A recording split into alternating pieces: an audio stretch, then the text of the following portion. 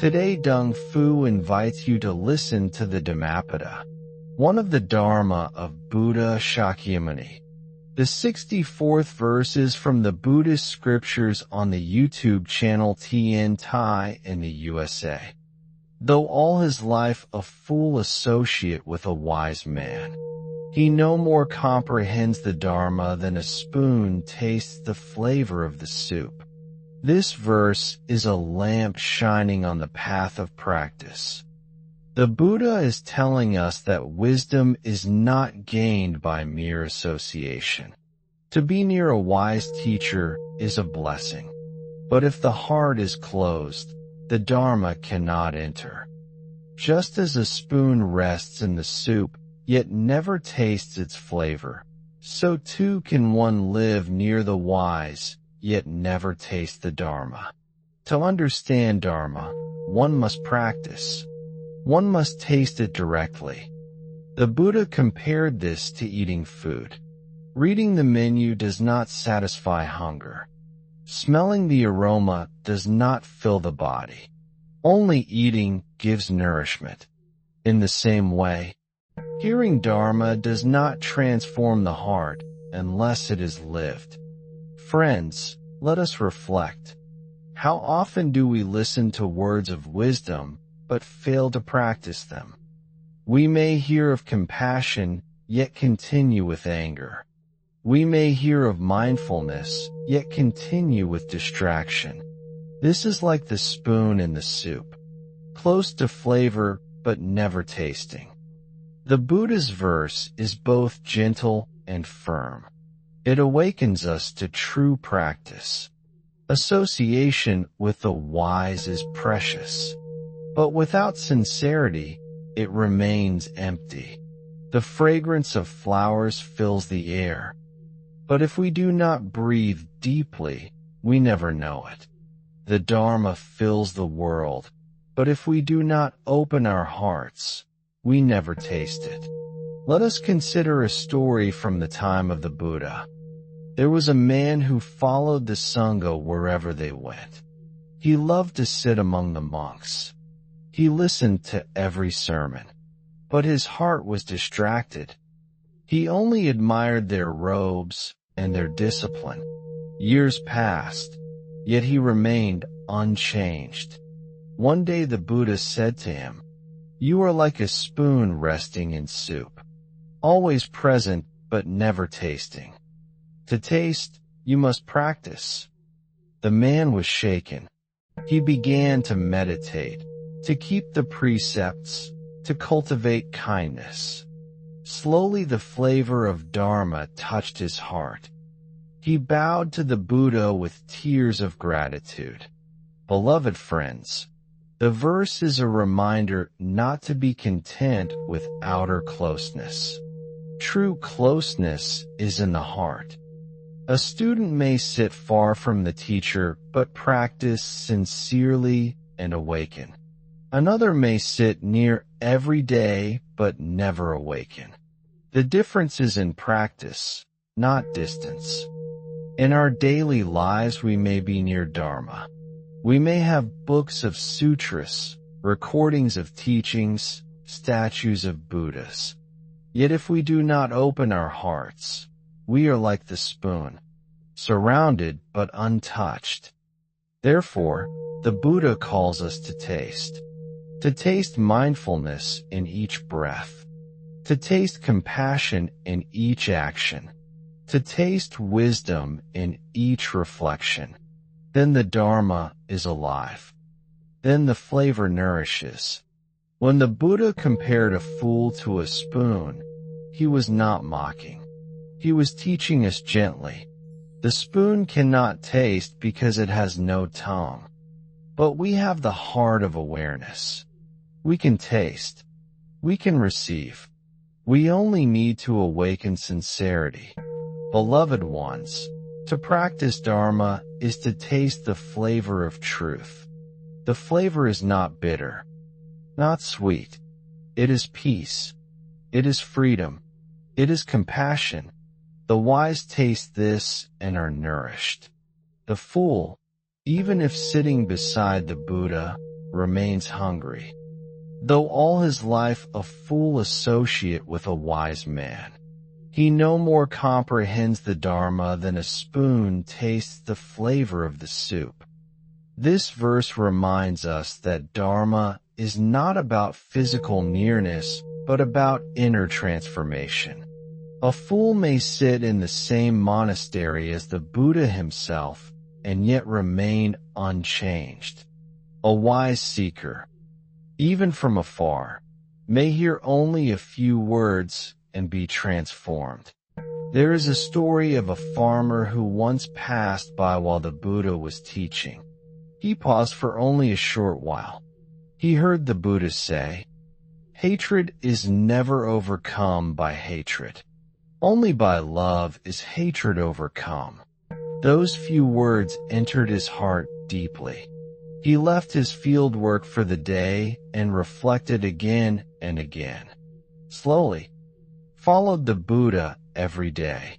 He sat at every sermon, but he was distracted. His mind was on business, on possessions, on reputation. Though he heard hundreds of teachings, he tasted nothing. He was the spoon in the soup. Friends, which one are we? The farmer who heard only a few words but practiced, or the follower who heard everything but practiced nothing? This verse invites us to reflect. The wise are like fire.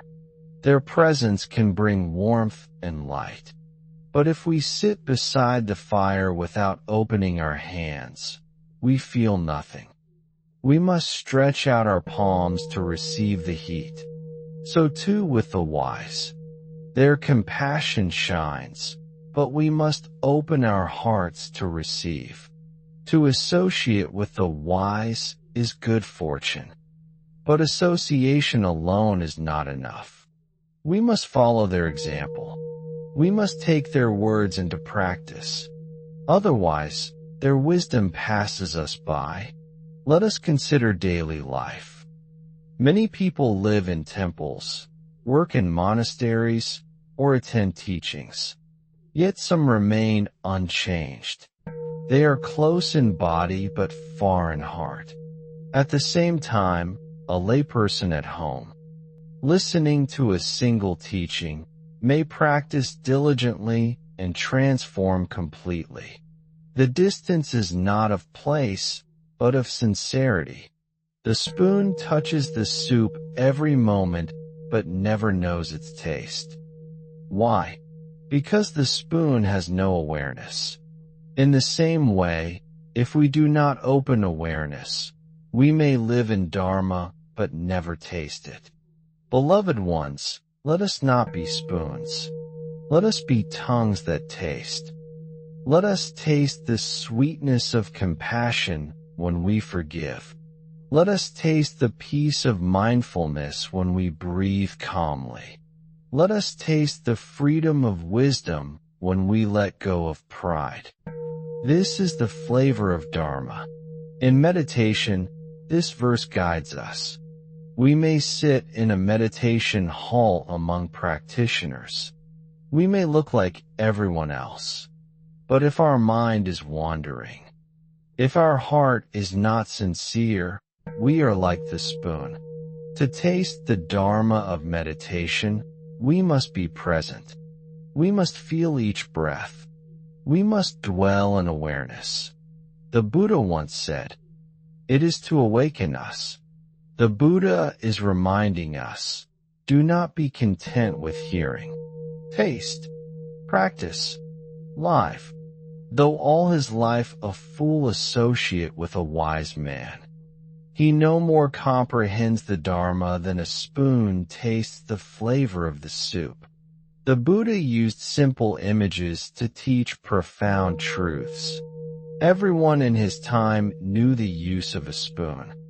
Everyone knew that though the spoon rests in the soup, it never tastes. In the same way, even if a person lives with sages, unless he practices, he gains nothing. Let us recall a story. In the days of the Buddha, there was a monk named Sanakata. He followed the Buddha closely. He heard many sermons. He lived in the Sangha. Yet his heart was restless. He was drawn to other teachers who promised miracles and powers. He complained that the Buddha did not show him enough wonders. Though he sat beside the Buddha, he did not taste the Dharma. In time, he left the Sangha. His life became filled with confusion. He was the spoon that never tasted. Now let us recall another. Angulimala, a bandit feared by all. He killed many and wore a garland of fingers. When he met the Buddha, only a few words were spoken. The Buddha said, "I have stopped, Angulimala. Why do you not stop?" These words struck him deeply. His heart opened. He laid down his weapons and entered the Sangha. From that moment, he practiced sincerely. He tasted the flavor of the Dharma. Here we see the difference. One lived long beside the Buddha, but tasted nothing. One heard a few words and tasted deeply. The difference was not in time or place, but in sincerity. Beloved friends, we may attend teachings for many years. We may read many sutras. But if our heart is not open, we are like Sanakata. We remain spoons. Yet if we hear even a single verse and practice with sincerity, we are like Angulimala. We taste the soup. The Buddha taught that Dharma is like medicine. A patient may live next to a physician all his life. He may see the medicine every day. But if he never takes it, the sickness remains. Another patient may meet the physician only once. Receive one pill, swallow it sincerely, and be healed. To associate with the wise without practice is like refusing medicine while keeping it near. In daily life, this verse is a mirror. Parents may advise their children again and again. Teachers may guide students day after day. Yet unless the child listens, unless the student practices, nothing changes. The words pass by like wind. Only when there is openness do they enter the heart. In the same way, Dharma enters only when we open. If we listen with pride, thinking, "I already know," the Dharma passes by. If we listen with distraction, thinking of other matters, the Dharma passes by. If we listen with sincerity, even one sentence transforms us. Beloved ones, let us taste the Dharma, not only with ears, but with life. When we are told, "Be mindful," let us breathe with mindfulness. When we are told, "Be compassionate," let us forgive. When we are told, "Let go," let us release clinging. Then the flavor touches us. Then the soup nourishes. The flavor of Dharma cannot be described fully in words. It is like the taste of honey. One may speak of its sweetness, but only when placed on the tongue is it known. The wise can describe Dharma, but only practice reveals it. In the Jataka tales, the Bodhisattva was once born as a wise teacher of animals. Many creatures gathered to hear him. A foolish monkey came every day. He sat close to the Bodhisattva, but he never practiced. He only mimicked the words to impress others. In time, he fell into danger because of his pride. Another animal, a humble deer, came once and listened sincerely. He practiced what he heard and lived peacefully. Again we see the same truth. Nearness without practice is nothing. Sincere practice, even once, is everything. Friends, the Buddha's verse calls us to honesty. Are we spoons or are we tasters? Do we only sit near wisdom or do we live it? This reflection itself is Dharma practice. To ask sincerely, am I tasting or am I only near, is already a step toward tasting. The soup of Dharma is endless. Its flavor is peace. Its nourishment is liberation. It is offered freely to all beings. The Buddha does not withhold, but only those who taste receive. Though all his life a fool associate with a wise man, he no more comprehends the Dharma than a spoon tastes the flavor of the soup. Imagine a person who builds a kitchen full of delicious food but never eats. He remains hungry. Another person with only one small bowl of rice eats with gratitude and is nourished. In the same way, one may live among monks, hear Dharma all day, but without practice remain hungry. Another may hear only a single verse and practice with sincerity and be nourished. This verse is an invitation to taste directly. Friends, let us ask ourselves gently, have I been only near Dharma? Do I collect books of sutras but never read them? Do I listen to talks but never apply them? Do I speak of compassion but fail to forgive? If so, I am the spoon. But if I breathe mindfully even for a moment, if I forgive even once, I have tasted. The Buddha once told his disciples, better than reciting 100 verses without meaning is to recite a single verse with understanding. In the same way, better than a lifetime near the wise without comprehension is a single moment of true tasting. There is a beautiful story of a woman named Nanda. She was not learned. She could not recite scriptures, but she kept one teaching in her heart: do no harm. Be kind. She lived this teaching each day. She cared for the sick, fed the hungry, and forgave those who hurt her. When she passed away, the Buddha said she had walked far on the path. She had tasted the soup. Compare her to Devdatta, cousin of the Buddha. He lived close to the Blessed One.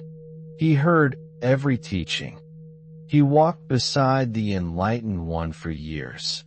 Yet his heart was filled with jealousy and ambition. Though he sat at the same table, he never tasted. He was the spoon. The verse is simple, but it is also sharp like a sword. It cuts away our illusions. It asks us, are you practicing, or only sitting close? In meditation, this is clear. We may sit for hours, our body still, but if our mind is chasing thoughts, we are like the spoon.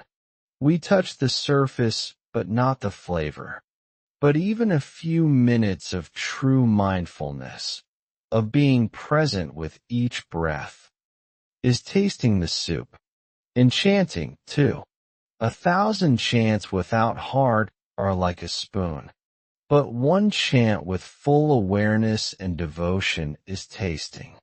The Dharma is not in the sound. It is in the heart. Beloved ones, let us take this verse into our daily life. When we hear Dharma, let us pause and ask, how will I live this today? If we hear about compassion, let us practice compassion that very day. If we hear about mindfulness, let us practice mindfulness with our next breath. If we hear about letting go, let us release one small attachment now. This is tasting. The wise are like a fragrant flower. The fool who walks past without smelling remains untouched. Another who pauses to inhale even once carries the fragrance in his heart. The wise may live among us. The Dharma may fill our world, but only tasting gives us fragrance. The Buddha's compassion is vast. He gives the soup of Dharma to all beings without limit. He no more comprehends the Dharma than a spoon tastes the flavor of the soup. Friends, this verse is also about sincerity. To sit with the wise but not open the heart is like keeping a treasure chest locked while sitting upon it. The treasure is there, but it is never used. In the scriptures, there was a disciple named Pukkasati. He had never met the Buddha, but he believed deeply in his teaching. He practiced sincerely on his own. One day he met the Buddha without knowing it was him. The Buddha gave him only a short discourse. Because his heart was ready, Pukkasati attained deep realization. Though he had not spent years near the Buddha, he tasted the flavor of the soup. Another disciple, however, lived in the monastery for decades. He memorized many verses but did not practice. When asked about compassion, he could explain, but in his daily life, he was harsh. When asked about mindfulness, he could recite instructions, but his own heart was distracted. Though he held Dharma words, he never tasted Dharma flavor. He remained the spoon.